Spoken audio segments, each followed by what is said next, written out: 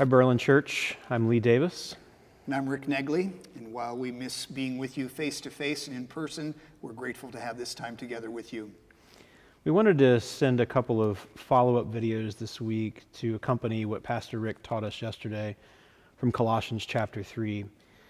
We recognize that this is an unusual time where husbands and wives, parents and children tend to be together more than they typically are. So we went back to Colossians chapter 3, where we actually have been together as a church recently. And as we learned yesterday, the Apostle Paul says, "Wives, submit to your husbands as is fitting in the Lord. Husbands, love your wives and do not be harsh with them." So, in light of an unusual season, which is full of potential pitfalls and also the opportunity to really redeem the time for good, we'd like to pose a couple of questions and give you a couple propositions as to how you might use this time to flourish, as Pastor Rick mentioned yesterday. So Rick, how do you and Karen look at this time? How are you approaching it? How are you seeking to redeem it as a couple? Well, certainly our schedules have changed and we find ourselves together more and at home more. And it's easy with all this going on in the world to focus on ourselves and to have a self-preservation mode and only be concerned for ourselves. And so we want to be intentionally focused on others outside of our own household.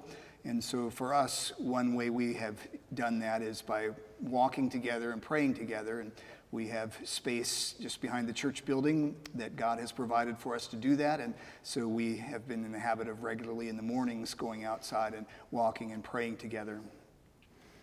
One of the things that my wife and I are finding, especially with 4 relatively young children at home, is that some of our normal quiet time that we would normally devote to each other has been changed pretty dramatically. We tend to have a date night most weeks, especially whenever it's a more manageable season. And obviously, we can't do that right now because all of our restaurants that we love are closed down. So one of the things that we've begun doing is using our bedroom as a bit of a private sanctuary. Don't let your imagination run too far with that. It's a chance, though, for us to just kind of be alone. So our kids have to knock on the door when they come in there. It's a time for us to get away and to talk. We watch movies together, Netflix series, things like that. I try to read her pretty well. It's been an unusual time work-wise for me. First 10 days or so were pretty exhausting and tiring, and honestly, I didn't have a lot of mental and emotional capacity to connect, but past few days have been a little bit better, and we've had some time to talk and to be together. Like Rick and Karen, we've had some time to get around in our neighborhood and walk and talk a bit. I have found throughout our marriage that when I am over-functioning, that I am more irritable. I'm a bit of a perfectionist by nature. Those of you who know me well know that to be the case. And I find when I'm over-functioning, I do have a tendency to be harsh. So I found yesterday in Pastor Rick's teaching a chance to do some pretty important self-examination during this season.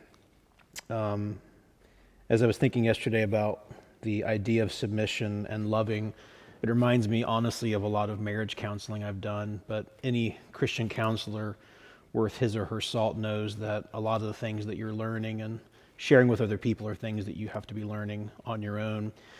So one of the things that we often tell people in marriage counseling is that husbands, you are to be the lubricant and the gears. Pastor Rick mentioned that yesterday in his sermon.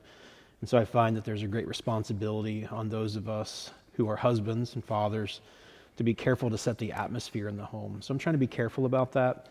I've told Rick and others recently that I know I'm pretty healthy and integrated when I am playful and even sometimes silly with my kids. So I'm finding that's coming around a little bit more right now. I have a little more space for that. So I'm thankful for this season and hoping to use it in a redemptive way. Anything else come to mind, Rick, about how to redeem this time with our wives in particular? Well, as I mentioned yesterday in Ephesians chapter 6, after talking about husbands and wives and parents and children, the Apostle Paul goes on to talk about spiritual warfare. And you likely have encountered this and experienced this as we have. In the first week or so that we were isolated in our home, there was an opportunity for more conflict to arise because of the time that we were finding ourselves together. And so we needed to be reminded that we do not wrestle against flesh and blood. When there's conflict in the home, whether it's in marriage or in relationships between parents and children or between siblings themselves, the other person is not the enemy. There are spiritual forces in the heavenly places that are arrayed against our marriages and families, and we just need to remember that and recognize that the person across the table from us or across the room from us or in the bed with us is not the enemy.